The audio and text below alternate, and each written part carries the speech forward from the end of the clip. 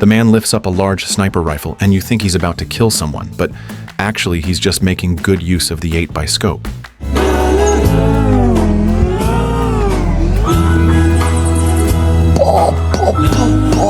Private Detective Nicky received a special case. His client, Dominique, handed him a bottle called Cupid's Perfume. Anyone who smelled this perfume would immediately feel its effects, and no one sprayed with it could resist its allure. Many coveted this miraculous perfume, so Dominique hired Nicky to eliminate anyone who tried to steal it. Nicky didn't buy into this exaggerated advertising, but when Dominique sprayed it and forced him to take a sniff, he suddenly found himself uncontrollably holding Dominique's hand, overcome by strange feelings. Non mais n'importe quoi. Ah, tu rigoles. Dominique proposed that if Nicky could make a handsome man nearby fall for the ordinary-looking Laura, it would prove the perfume's power. Laura gathered her courage and approached the handsome guy, thinking the plan foolproof, but things took an unexpected turn. An explosion suddenly rang out, knocking Laura over onto a janitor named Pancho. Bonjour, je m'appelle Pancho. At that moment, Dominique was shocked to discover the briefcase containing the perfume had vanished. It turned out a man on a motorcycle had stolen it. The bottom of the perfume bottle contained an antidote, and if Nicky didn't apply it within 48 hours, he would fall in love with Dominique forever.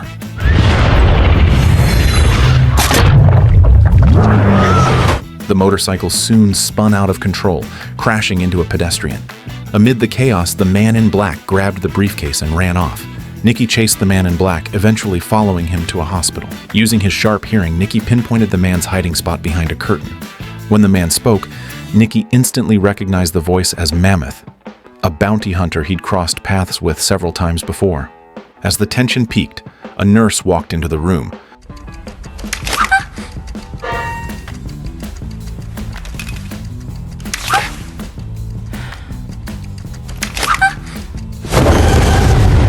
A fierce fight immediately erupted between Nicky and Mammoth. Bye bye.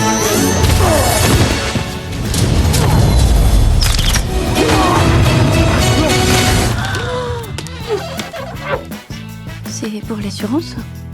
After a tough struggle, Nicky subdued Mammoth and recovered the briefcase. But when Dominique opened it, he was stunned to find only a few magazines, no perfume at all. Mammoth had collided with a passerby earlier, accidentally switching identical briefcases in the process. At this moment, Nicky's pupils turned red, a clear sign that the perfume had started taking effect. Dominique reminded Nicky that he had only 47 hours left to find the antidote, or else he'd forever remain infatuated with Dominique. Nicky quickly sought out Helene, asking her to help extract fingerprint clues from the briefcase. Meanwhile, images of Dominique's oily face kept invading his thoughts, an increasingly dangerous obsession. With less than 45 hours remaining, Nicky urgently needed to retrieve the real antidote. Shortly afterward, a TV report showed the mayor being interviewed, and Pancho suddenly appeared on camera. Pancho held up a heart-shaped sign declaring his affection for Laura, mentioning he had found her wallet. This meant Pancho now knew their address. While Nicky and Laura were talking, Pancho showed up in person to return the wallet, a mischievous smile spreading across his face. The next day, following the address provided by Helene, they found the home of the man who had taken the wrong briefcase. They had no idea that every move they made was being secretly watched by a mysterious organization. Upon reaching the door, Laura heard strange noises coming from inside. Nicky gently opened the door and was stunned to discover 3 tied-up people, their mouths stuffed with towels. Nicky quickly removed the towels, and Laura asked if any of them knew Gilbert, as they'd come searching for him.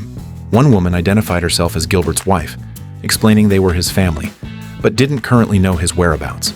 She recounted that last night, a muscular man with short hair came looking for Gilbert and his briefcase. Finding nothing, he tied them up instead.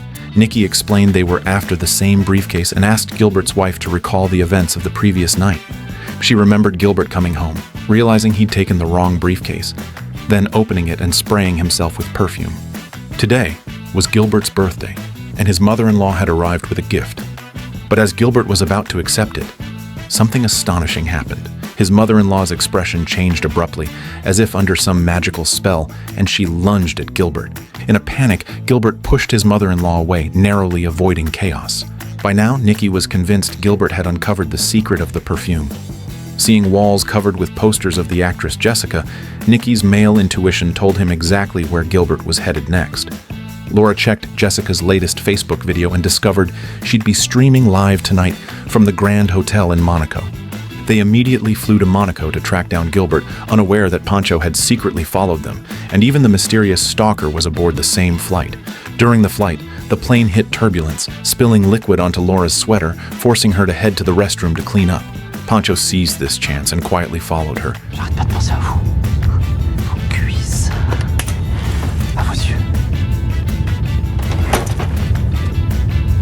Viens, mon père! Gilbert, having missed boarding, was initially asked to reschedule or cancel his ticket. But once the airline attendant accidentally smelled the perfume on his hand, she became so enchanted that she instantly opened the gates for him. No questions asked. Stepping off the plane, Gilbert was ecstatic. A beautiful saleswoman immediately offered him a luxurious sports car. When the car broke down along a mountain road, Gilbert simply smiled, and 3 lovely women enthusiastically rushed forward to help push the car. Gilbert felt absolutely thrilled, certain he'd reached the pinnacle of life. He sprayed on more perfume, confidently heading toward another beautiful woman. But unexpectedly, he became the beloved target of 13 overly affectionate ducks instead. His dream woman, the famous star Jessica, was planning to do a lingerie live stream at this hotel tonight. Gilbert tried entering the hotel but was politely turned away by 2 guards due to his shabby attire and lack of invitation. Feeling dejected, he stepped aside just as a luxury car pulled up at the entrance, drawing attention and camera flashes from the crowd. He turned to see his dream girl Jessica emerging from the car. Without hesitation, he sprayed perfume on himself and boldly approached Jessica. The effect was immediate. You want to come to my room to freshen up? Meanwhile, after landing, Nicky and his team accidentally got into a suspicious vehicle, which was suddenly lifted into midair by a powerful electromagnet. Nicky smashed the window and shot down the crane operator, causing the remote control to fall and the electromagnet to lose power, sending the car crashing down. Regaining consciousness, Nicky found himself tied up. When a man approached holding a syringe, Nicky kicked it out of his hand, sending it flying straight into Teddy's leg. Stunned, Teddy blurted out that he was actually an undercover cop. In the ensuing chaos, Nicky managed to untie himself, while Pancho rescued Laura amidst the fight. Laura emerged just in time to see Nicky fiercely battling his attackers.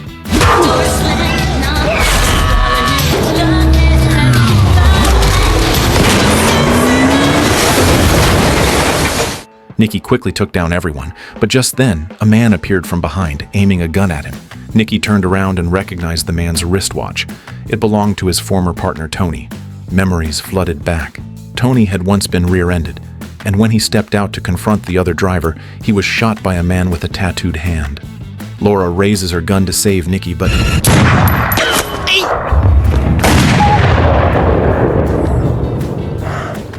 Instead of responding, Nicky hands Tony's watch to Laura. They both realize the attackers belonged to the Leshen Club, and seeing Tony's watch brought back painful memories. Later, in the car, Laura was lost in fond memories of the time she shared with her brother, but Pancho broke the mood, desperately saying he needed to use the bathroom. Frustrated, Nicky reluctantly dropped Pancho off, then quickly sped away without looking back, abandoning Pancho by the roadside. At the hotel, Laura changed into a beautiful evening gown, stunning Nicky momentarily speechless.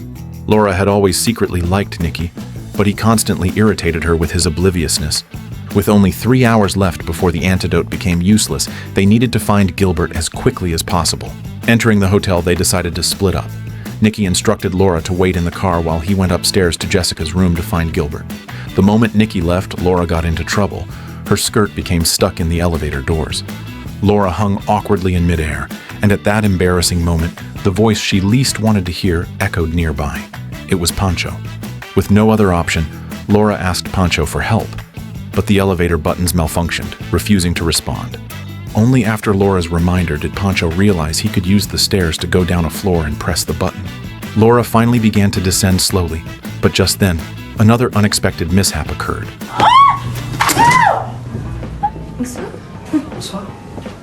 Pancho, foolishly, went down 2 floors instead of 1. After finally changing her skirt, Laura returned gloomily to the car to wait for Nicky. only to have Pancho suddenly pull out a wedding ring and propose marriage. The thought of marrying such an unbearable man was catastrophic. Laura instantly refused. Hurt and desperate, Pancho lay dramatically in front of the car's wheels, attempting to threaten her. Meanwhile, Nicky found Gilbert and demanded to know the whereabouts of the perfume and the antidote.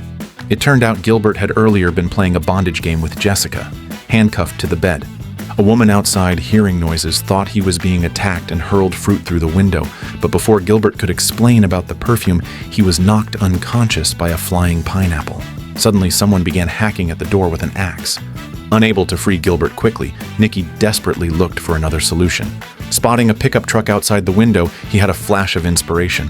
When Mammoth broke through the door, Nicky had already vanished, leaving only a steel cable extending out of the window.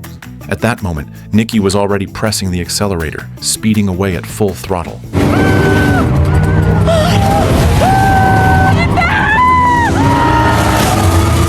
Nicky sped down the road with Gilbert and Pancho in tow.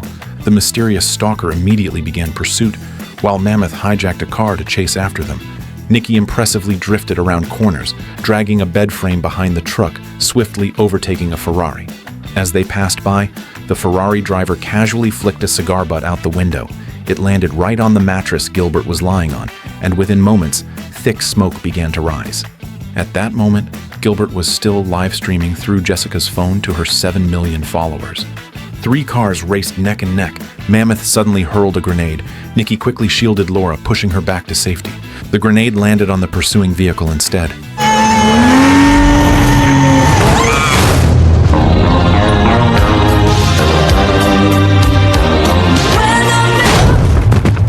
Gilbert's mattress had caught fire. Spotting this through the rearview mirror, Nicky immediately had Laura take over driving. He shot open a roadside fire hydrant, using the water to extinguish the flames. After stopping, Nicky pressed Gilbert for information about the perfume's whereabouts, and the group returned to the hotel to retrieve it. Spraying the antidote, Nicky instantly regained clarity and eagerly rushed to share the good news with Laura. But Laura had already fallen into the kidnappers' hands. Knowing Nicky had the perfume, they demanded he deliver it to a nuclear power plant within an hour. Just then, Mammoth threatened Nicky at gunpoint while answering a call. Pancho sneaked into the bathroom and grabbed a hairdryer, planning to fight back. But Nicky's sneak attack failed, but he managed to knock Mammoth's phone to the ground. Hearing a woman's voice on the call left him stunned. The scene shifted, and Nicky, fully armed, arrived at the nuclear plant. He quickly dispatched the guards and found Laura, who was being held captive. On a whim, Laura wanted to test the perfume's power. After smelling it, Nicky confessed he was falling in love again. Laura, thrilled, awaited his words, but her excitement turned to disappointment when Nicky revealed he'd fallen for the taxi driver's daughter instead. Despite Laura's hurt feelings, their immediate priority was to escape. As they prepare to leave, Nicky spots the bomb strapped to Laura. The kidnappers ordered him to drop his weapon and hand over the perfume, leaving Nicky no choice but to comply. Pancho, enraged by the scene unfolding before him, let out a roar and charged forward. Then, though he accomplished little directly, his actions distracted the enemies, giving Nicky a chance to escape.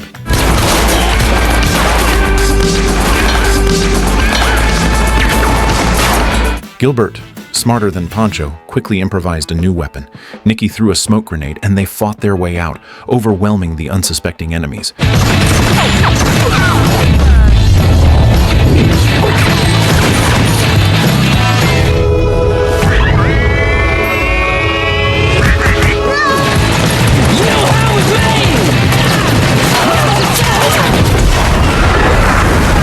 Having cleared most enemies, the big boss aimed his gun at Laura. Seeing this, Pancho again shouted in fury.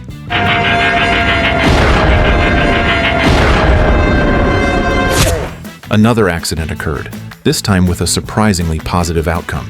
Nicky interrogated the boss for the bomb's code. Pretending cooperation, the villain secretly tossed a grenade.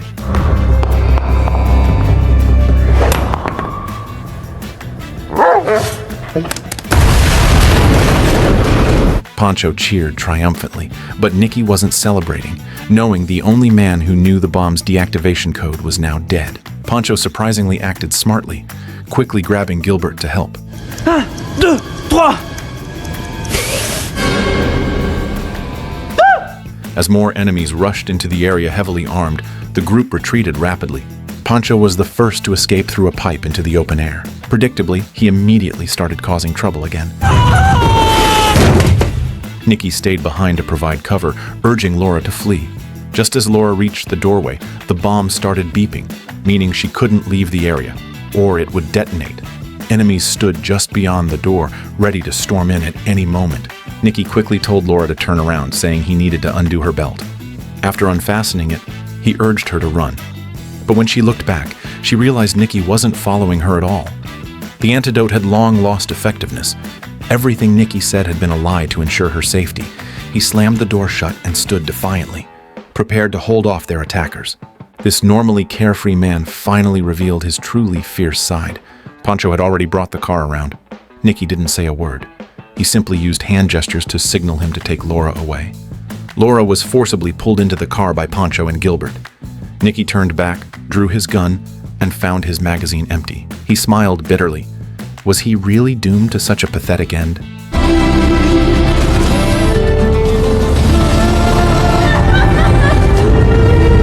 The scene changed. Nicky had been buried in a remote forest. Dominique comforted Laura and showed her the last message Nicky had sent him before he died. If this mission fails, please tell Laura. Even in heaven, I'll do everything to protect her. Laura, deeply moved, returned the perfume to Dominique, saying it had caused Nicky's death and asking Dominique to destroy it. Dominique's response was cryptic. Je vous promets d'y réfléchir. Just then, Laura noticed the tattoo on Dominique's wrist and suddenly realized he was the one who had killed her brother, Tony. Je savais que Nicky était à ma recherche pour se venger. Et comme Mamoutou voulait récupérer le parfum, c'était l'occasion rêvée pour se débarrasser des deux en même temps, en les faisant s'entretuer. Unbeknownst to Dominique, Laura was wearing a hidden microphone, and their conversation was being monitored by undercover police nearby. Police swiftly surrounded Dominique, with Hélène arriving just in time. In desperation, Dominique seized Laura as a hostage, retreating into an equipment room beyond sniper range, momentarily leaving the police helpless. In the tense standoff, a bullet suddenly struck the wall outside, then a second bullet hit the same spot.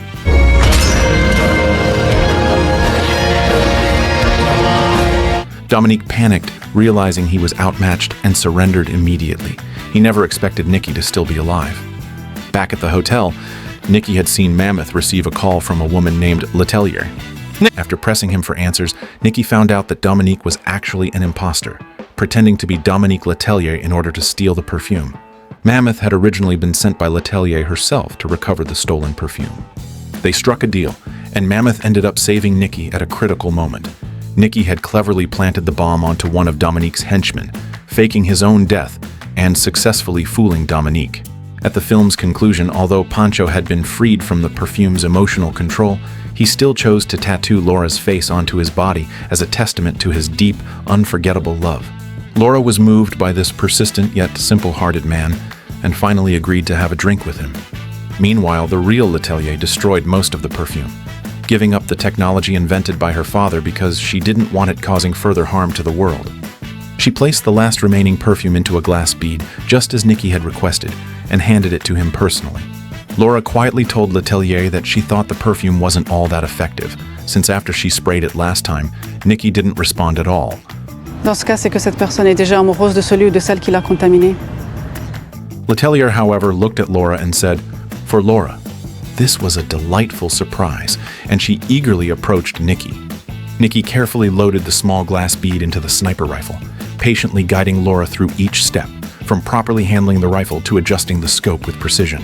Laura pulled the trigger, and the glass bead struck Dominique's neck with perfect accuracy. In prison, Dominique's cellmates helped him back up, but the next moment, everyone smelled that unmistakable fragrance. Even the guard's dog looked oddly affectionate toward him. Only then did Dominique realize, horrified, that he'd just been hit by Cupid's perfume.